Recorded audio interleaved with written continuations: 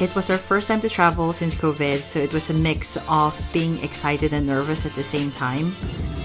All the research and prep was worth it. So if you are planning to travel after a very long time, it's important that you have all the documents ready, all the requirements, your COVID pass, etc. should be on hand. As soon as we arrived at the Malta International Airport, we went to pick up our rented car and we drove to our hotel at San Gillian. We chose a hotel along San Gillian Bay Street complex just because it's very central in terms of location. Everything is accessible, and if you're into nightlife and partying, I think this is the best place to be located while you're in Malta.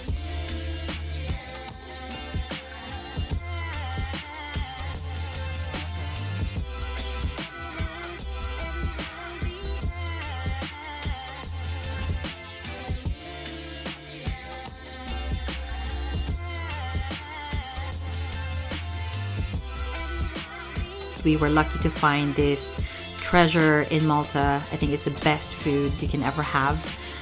It's called Story and Sapori, and it's based in front of our hotel in San Gillian. And I would highly recommend checking this place out. It's really, really good. We parked our car just outside of Valletta. We were really surprised that the parking in Malta is donation only, so you can choose whatever amount you want to give to the parking guardians, which is great.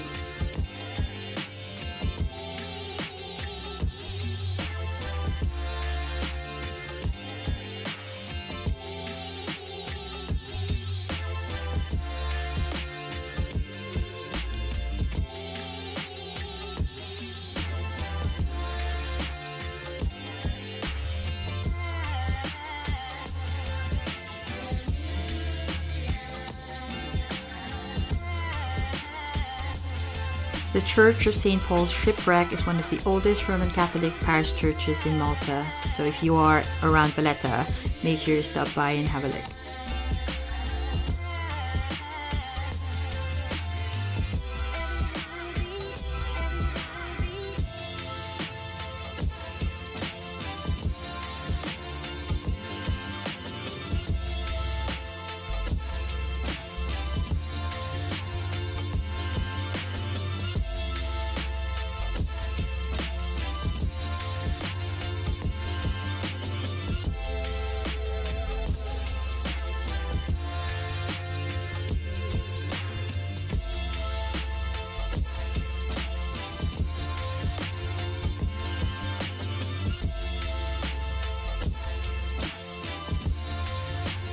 There's so much to see in Valletta, and we highly recommend wearing a good pair of sneakers or comfortable shoes because it's a really long walk, but really, really worth it.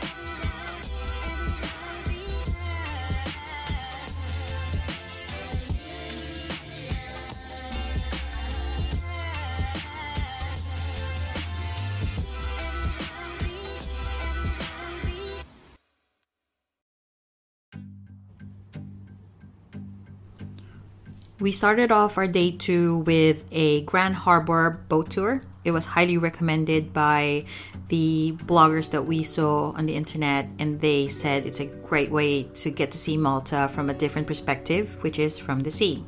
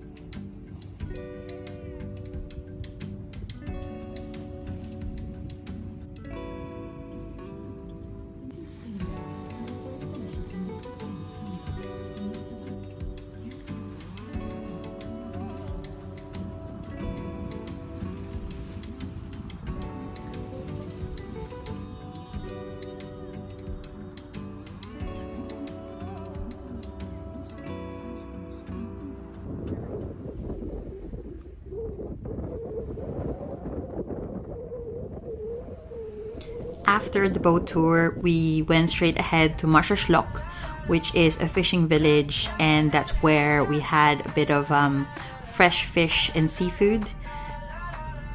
Now, one red flag if you're planning to pay Massaslok a visit, I would recommend going there for the view and just for taking scenic photos, but not really for lunch.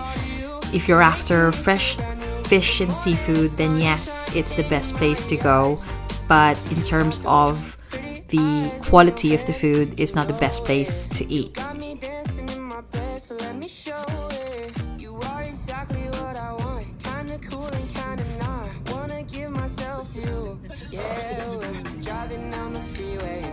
And if you are a Game of Thrones fan, then I highly recommend going to Mdina, also known as the Silent City. Mdina Gate was used for a number of scenes in King's Landing on Game of Thrones, so if you are in Malta, please make sure you check this out.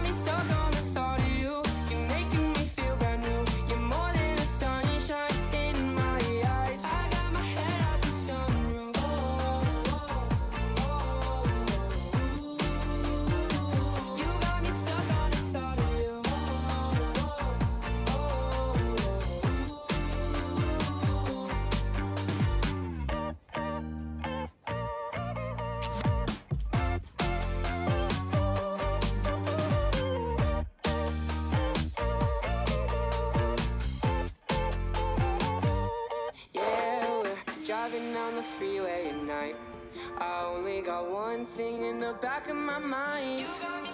I'm feeling like this might be my time to shine with you, with you, with you. I got my head out the sunroof, I'm blasting our favorite tunes. I only got one thing on my mind. You got me stuck on the thought of you. You're making me feel brand new. You're more than a sunshine in my eyes.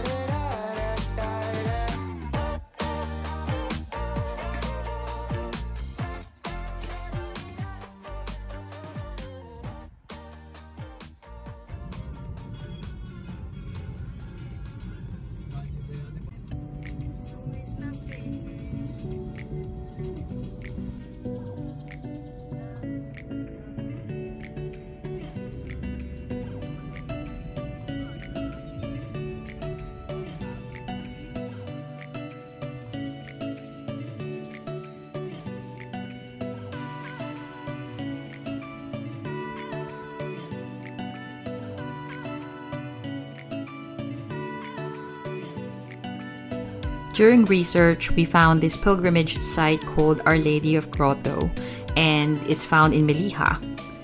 We decided to pay it a visit, end of day 2.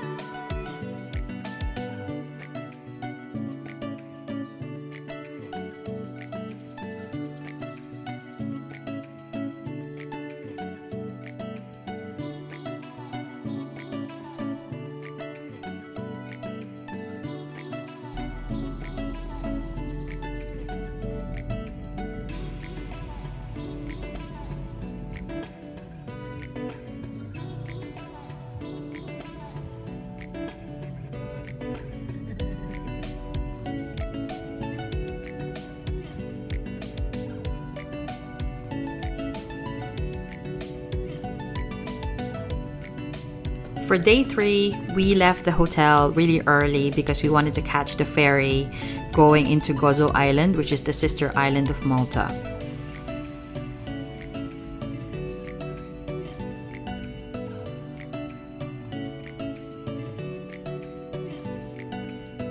The ferry ride lasted for about 15 to 20 minutes, which isn't too bad, but the drive was around over an hour from our hotel.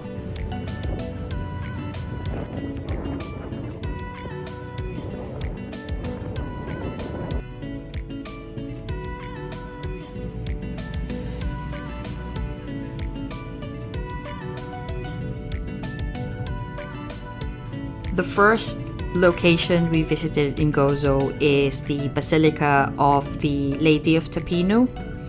It was at the end of the island and it was very, very beautiful.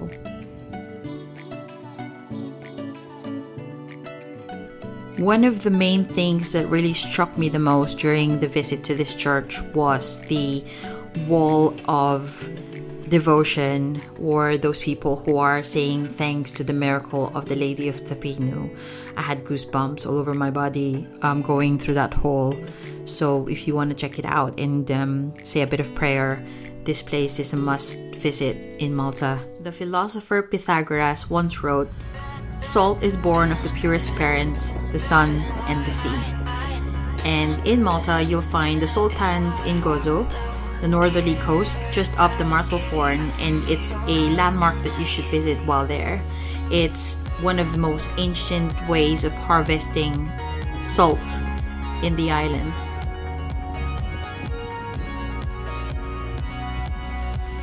According to our research, on a normal year, they collect around 18 to 20 tons of salt, and in a bad year, around 8 or 9 tons. Wow, that's a lot.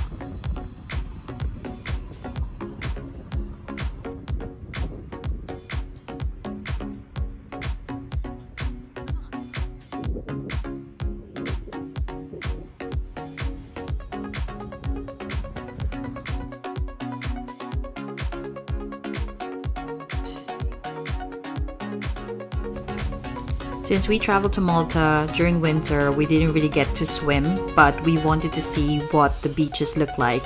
So on our way back, we visited one of the best beaches they have, which is Golden Bay Beach. And there's a hotel there called Radisson Blu, which had the best view of the beachfront. So we were lucky to find a fellow Filipino who helped tour us around and showed us the amenities available at the hotel.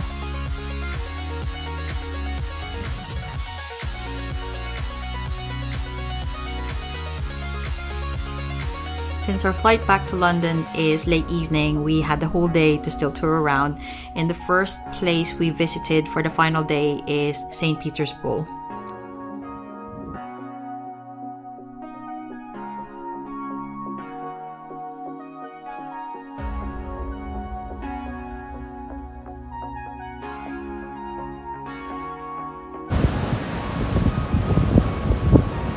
The water here was pretty turbulent and we were kind of nervous. Well, I was nervous while trying to take photos, but it was really, really pretty.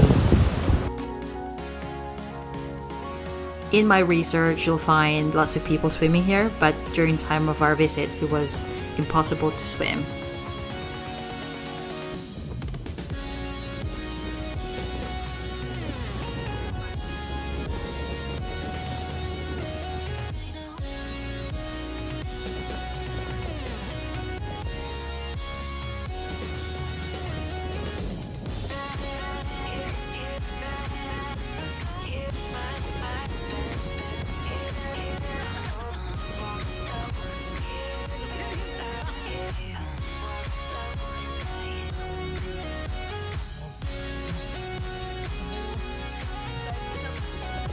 Our next stop was the Blue Grotto.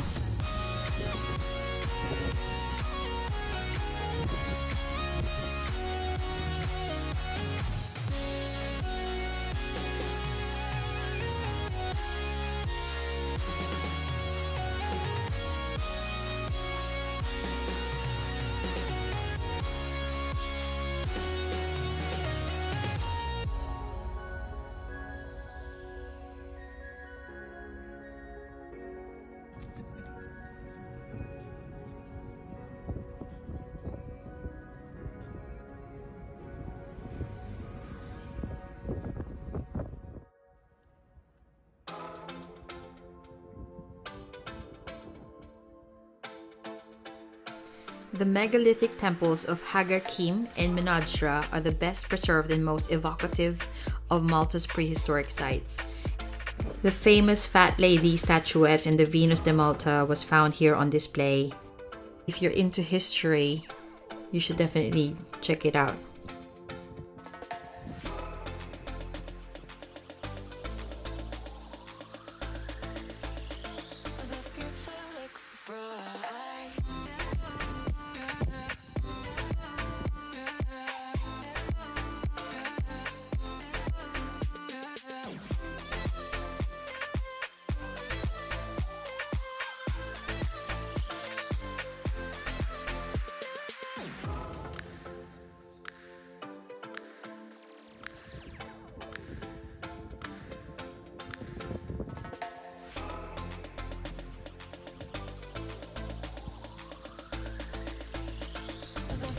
According to the locals, the best time of the year to visit Malta is around August, September, so that it's not too hot and not too cold.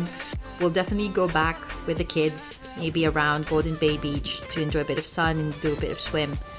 But for now, thank you, Malta, and see you again next time.